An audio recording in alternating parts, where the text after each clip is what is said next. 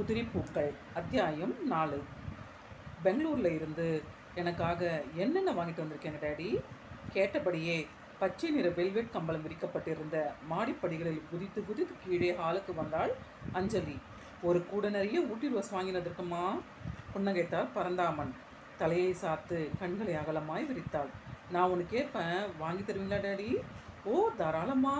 நீ கேட்டு எதமா நான் மறுத்துருக்குறேன். எனக்கு சசிகுமார் வேணும் டேடி, வாங்கி தருவீங்களா? பரந்தாமன் திகைத்து போனார். சசிகுமாரா? யாருமா அது?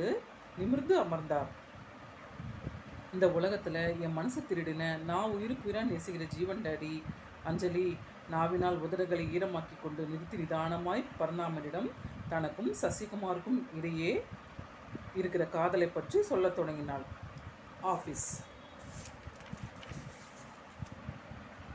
தன்னுடைய கண்ணாடி கேபினுக்குள் அமர்ந்திருந்தான் சசிகுமார். டேபிளின் மீது கட்டுக்கட்டாய் புத்தும் புது கரன்சி தாள்கள். ஒவ்வொரு கட்டாய் எடுத்து எண்ணி சசி பார்த்து நூலினால் கட்டி சீல் வைத்து அருகில் இருந்த இரும்பு பெட்டகத்துள் அடுக்கிக் கொண்டிருந்தான். டீஃபாயின் மீது இருந்த டெலிஃபோன் சினுங்கியது. ரிசீவரை கையில் எடுத்தான். ஹலோ என்றான் மெல்லியராய். மறுமுனையிலிருந்து அஞ்சலி பேசினாள். குரலில் மத்தாப்பு சிதறியது. ஹாய் சசி, நான் அஞ்சலி பேசுகிறேன். அவள் குரலை கேட்டதுமே குப்பென்று மலர்ந்தான்.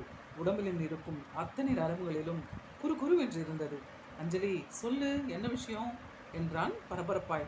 பெங்களூர்லேருந்து எங்கள் டாடி வந்துட்டார் சசி. அப்புறம் எங்கள் டாடி கிட்ட உங்களை பற்றி சொன்னேன், சொல்லிட்டியா? தவிப்பாய் கேட்டான். அஞ்சலியின் டாடி என்ன சொல்லியிருப்பாரோ? மனதில் புயல் பரவியது.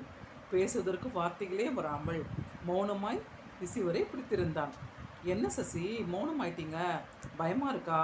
நீங்களும் நானும் பயப்பட்டது போல எதுவும் நடக்கலை. எல்லாத்தையும் கேட்டுட்டு எங்கள் டாடி என்ன சொன்னார் தெரியுமா?